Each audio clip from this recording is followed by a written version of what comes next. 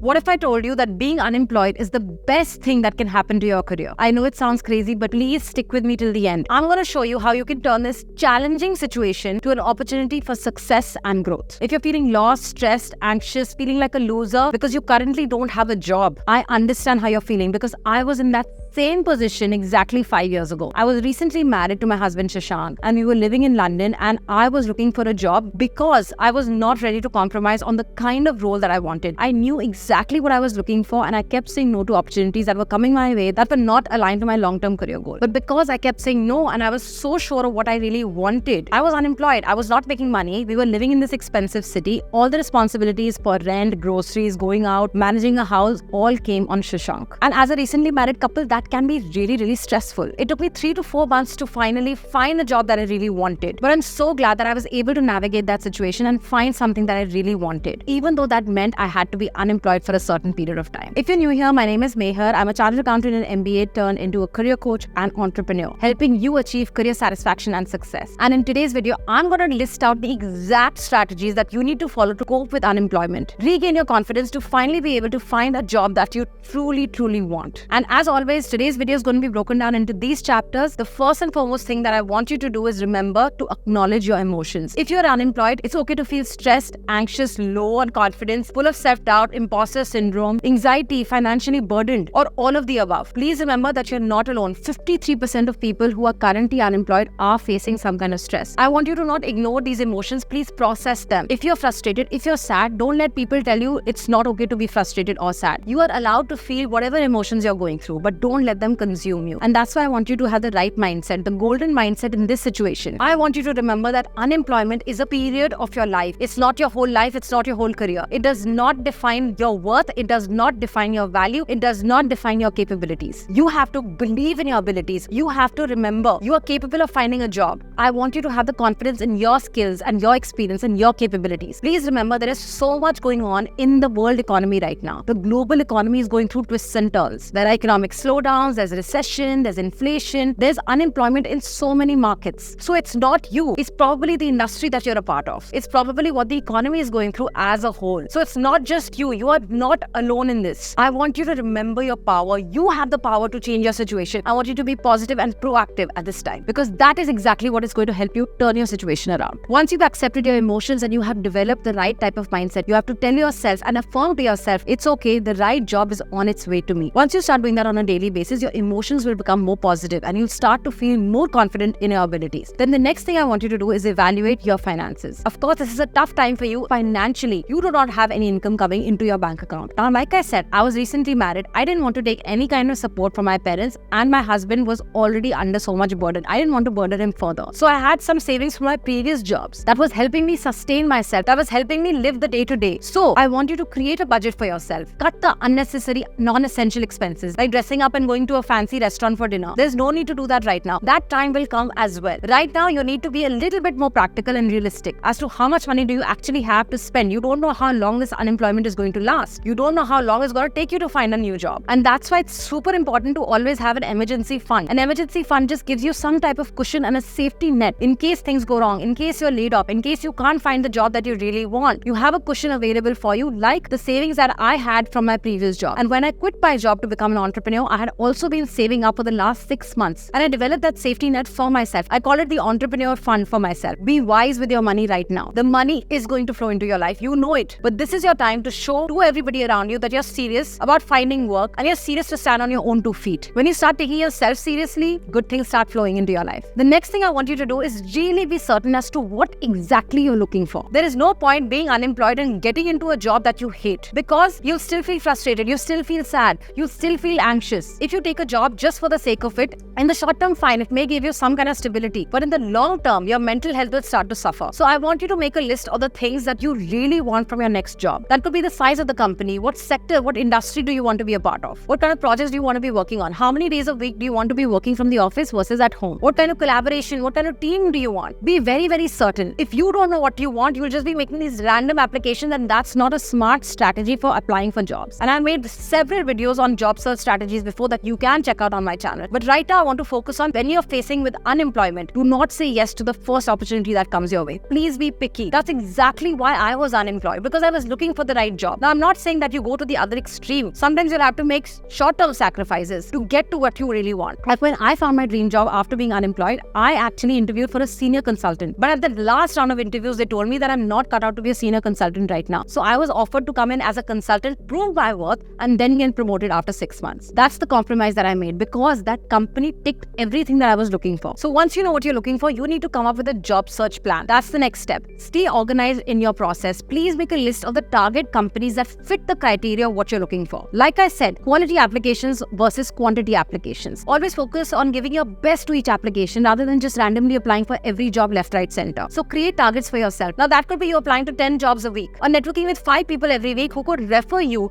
to their organizations. Once you start applying for jobs, I also want you to maintain that tracker where you are actually keeping a track of the applications that you've already made. So the date that you applied for, the role that you applied for, any contacts that you've been talking to, and any follow-up actions that you need to be doing. Now that you know what you want, you've made a plan for how you're going to be applying, you need to sit down and work on your CV. Your CV is your personal marketing pitch. Because a recruiter spends less than 6 seconds to review your CV, you need to make sure that you have all the good stuff on there. And I can't even tell you, I have reviewed thousands of CVs and I see professionals make these same mistakes again and again. I've shared enough CV tips on my channel that you can check out. But I will leave you with just this. Make sure to customize each application. Make sure you're customizing your CV relevant to that particular job that you're applying for. You do not need everything on your CV. Make sure it's very tailored to the job that you're applying for. You can remove all the unnecessary, irrelevant information. For example, if I'm somebody who has consulting experience, but now I want to go into data analytics, there's no point me highlighting all my consulting experience because not all these skills are going to be useful in the data analytics job. I have to think about specific examples when I have actually analyzed data or visualized data or dealt with data in my consulting role and highlight those as bullet points. You have to do this before you send in your application. You're probably not getting called for an interview because you're just copy-pasting the same CV again and again for each application. Take out the time to actually curate a good CV for yourself. After that, remember, once you're done with your CV, I want you to think of yourself as a digital brand. Everybody's going to Google you. What comes up when they Google you? That's super important. LinkedIn is an absolutely free platform and studies have been conducted that most recruiters check out your LinkedIn profile before calling you for an interview. So what is coming up when you're being searched for, when they're looking at your profile? Make sure that your LinkedIn profile is up to date and showcases your personal brand. If you're looking for a job in analytics, your profile should reflect that as well. And I have a separate video on LinkedIn, so I'm not going to get into the details of it.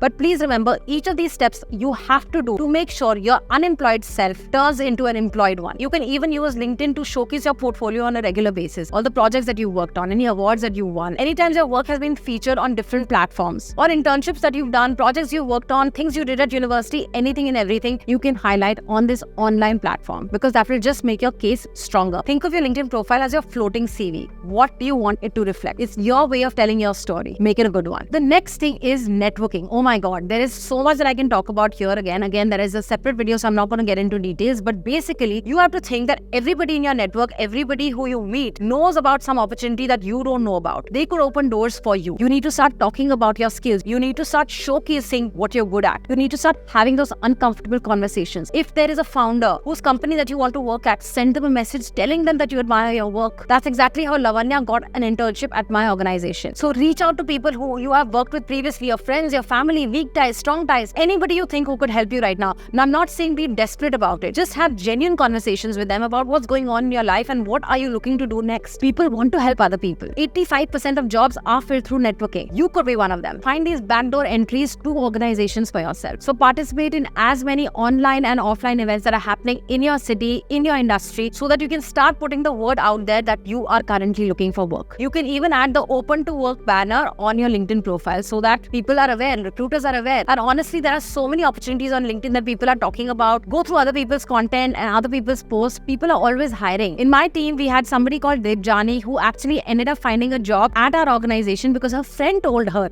about the open position. So if your friends don't know you're looking for work or what type of work you're looking for, how will they be able to help you? And that's exactly how I found my dream job in London as well. I sent a random message to a complete stranger that I was looking for a job, that there was an opening in their organization. They ended up talking to me and we discussed and we had a back and forth multiple times and they ended up referring me and sending my CV to the HR. After that, the process was all in my hands, but at least I got a foot in the door because of a very simple conversation that I had by putting myself outside my comfort zone and sending a message to a complete stranger. The next thing I want you to do is actually assess your skills. You're probably unemployed because you do not have the skills in the field that you're looking to be hired in. So do this as a homework. Go onto LinkedIn and check out the profiles of people who are currently working in the organizations that you want to be working in, who currently have the jobs that you want, who are currently a part of a university that you want to be a part of. See what are the things that they have done, their past experiences, see the certifications they hold, see the degrees they have, see the experience they have, see what do you don't have that they have. Maybe you can do an online course, maybe you can find out from them what do they recommend that you do. There are just so many skills to learn and so many available options just online. You don't even need to be going anywhere to gain a skill anymore. You can check out online courses on platforms like Coursera or edX. They even give you a certification at the end of the course. And lastly, please remember to prepare well for the interviews. Interviews are going to make or break your chance of getting employed. A CV gets you a foot in the door. After that, they want to judge you as a person, how you communicate, if you're a cultural fit, if you're somebody who's going to be committed to the organization. They already like you based on your CV. They already know and think that you already possess the skills that they're looking for. The interview is just going to help you add a cherry on top of the cake to impress the interviewer. So make sure you're practicing the commonly asked questions, you're practicing your non-verbal communication and just your basic confidence level, highlighting your strengths, your achievements, your past, your present, your future goals. The next thing I want you to do is taking care of your well-being. This is a tough time, but remember, this is just a phase. It's just a bend in your career. It's not your entire career. Your career is going to be 40-50 years long. This is just one tiny part of your career. Maintain a routine for yourself. Create a sense of normalcy. If you have a routine, it will just add some structure to your life. It will help you feel less demotivated. You can stay active, start exercising, surround yourself with positive people because that will uplift your mood. The last thing I will leave you is with, please stay persistent and stay proactive. You cannot expect opportunities to land onto your lap. You have to take the steps in the direction of your dreams. A study said that 60% of people who stayed persistent during their job search ended up finding a job within 6 months. Now, it doesn't have to be 6 months long. Remember, the right opportunity is coming your way. You have to have the right mindset. You have to stay consistent. You have to stay motivated. You have to create a routine for yourself. And you have to be open to any kind of opportunities that come your way. That could be part-time work. That could be volunteering. That could be freelancing. Just to get the momentum going. You do have to take the first step in the right direction to be able to take the next one. You don't have to see the entire staircase. You just have to take the first step. I hope this video was useful for you. Please share your unemployment journey with me. If you have any specific queries, any kind of tips you want to share with other people, be a part of this community, be a part of this platform where we can support each other. Please remember, you're not alone. I'm your mentor helping you all along your journey. I'll be back soon with another one, but until then, keep believing in yourself because the right things are coming in your life. I hope to see you soon. Bye.